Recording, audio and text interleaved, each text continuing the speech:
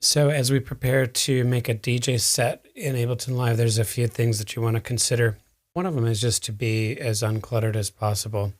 So you can turn off the I/O settings here and out. You won't need to look at that. The sends and returns, if you're not using any effects in there, you can turn them off. And these can be resized just like so. And Command R allows me to rename stuff like that. I can color track headers. Anything to keep your eye on the music and keep it very, very clear. One of the main things that is kind of a gotcha for getting started with Ableton Live is that when you start mixing a bunch of stuff together, you're going to start overloading the master fader, and that's what this is right here. Let's just show you.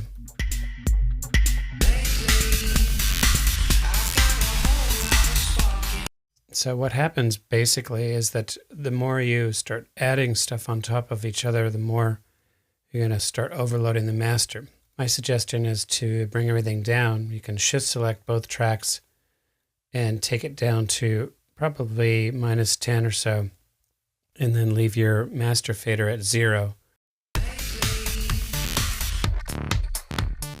And this way you have a nice level coming out. Now, a lot of guys go, well, but I want to hear it louder. And if you give the front of house guy more than 0 dB, he's just going to compress it because they don't want to blow their systems. So they have limiters and compressors that sit on top of those systems. So the more you turn up, the smaller your sound gets, okay? So we'll be adding some effects in the next tutorial, but keep stuff down. Now, from time to time, there are tracks that just sound louder than the others. And I don't want to, keep grabbing the faders for every single thing. So here I can take this BB Massive and just turn it down right here so that it goes with the other tracks better. And same for all these. You would want to go through and level match everything. Make sure that everything is kind of together in the same volume area.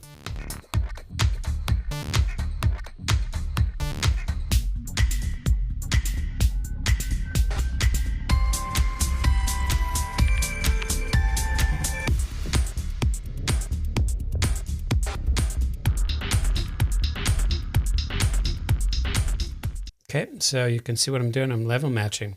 This track has a unique problem. By the way, the stop buttons, any of these stop buttons work. Down here, I can stop the whole thing. There's a stop button there. This one is suffering from extreme tempo reduction. This track goes at 150. If I unwarp it, it's a much faster track.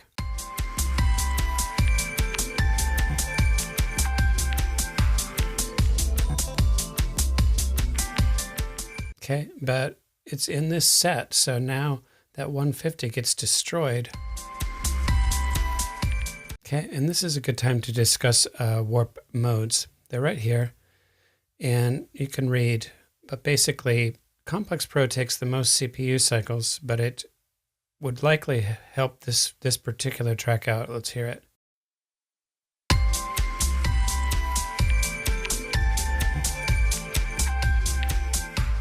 Okay, it does. It's much better than this Beats. You can hear it scissoring. Okay, and this is a function of how this audio is getting sliced. If I were to take this transient menu and take it off of back and forth and put it on here, that's how far this audio is getting cut up in order to slow it down that far. In this Beats mode, you can cause these samples to loop back and forth. So you don't get that cut sound, but that's where we get this kind of warbly sound. Okay, so Complex solves that. Just take some time and listen to these. Repitch is interesting. It'll take the pitch of this whole thing into a whole new space.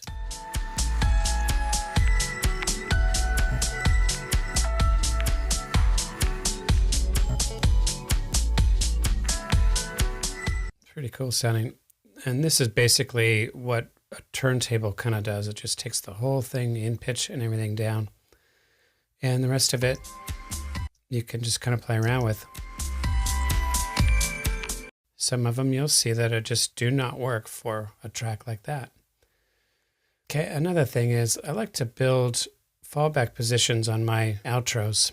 Say that I'm working with this track here and I get all the way out here and I'm not a fan of that little organ piece right there, but I really like this section here. What I'm going to do is cause this whole track to loop in that area. See if I can get it. And for that matter, I'm going to just do it this way. Engage my loop button there.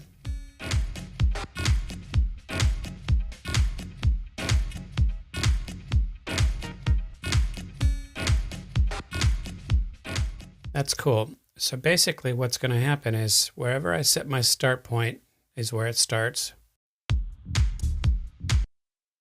I can do anything I want on these clips. I can start this track here.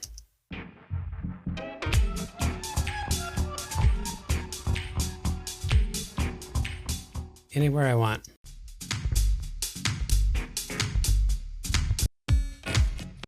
Okay, and then mix it in like that.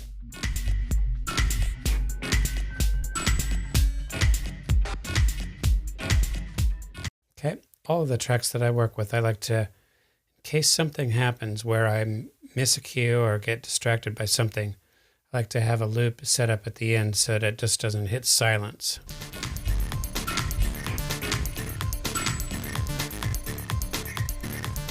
Okay, so you get the idea. I can also take tracks and build sections.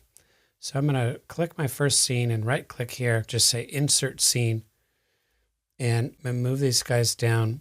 And what I want to do is option drag this first track up, and rather than have it start there, I'm going to have it start at the end. Okay, and you can put your quantize on to 1 bar. And I basically want it to start out here somewhere. So I'm here in the wrong track. I'm going to take this back here.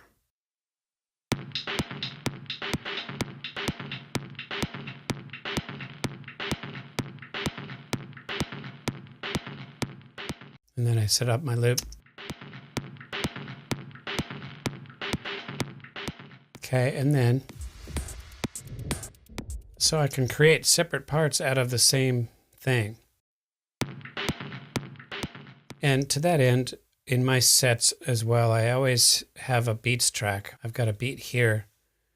I usually put my beats to the left, but it doesn't much matter for us right here. But I just have a series of beats that help me transition between songs.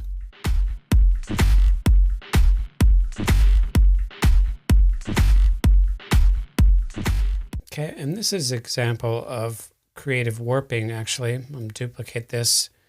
And here, this is some stuff that you can do with warping.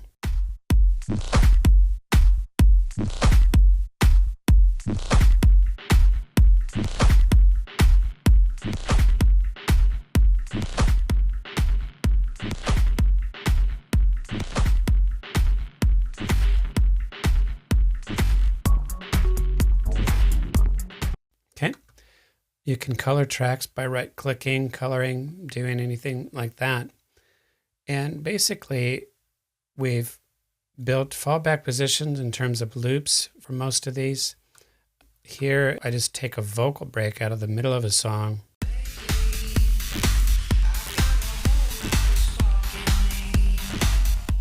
Okay, and everything is level matched pretty much. I've got these down to -10 pretty much.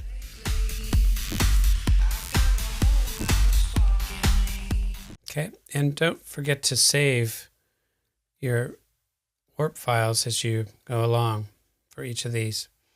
Okay, so the last thing is the crossfader. I don't use it, but some guys do. Traditional guys just getting over to Ableton or into it, it's accessed here, and it can basically assign one deck to A and the other deck to B.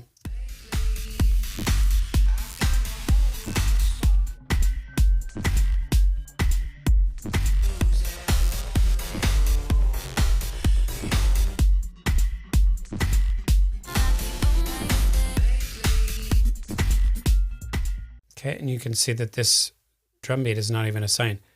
Okay, right-clicking the crossfader gives you slow cut, fast cut. They're all fairly self-explanatory. You just have to listen.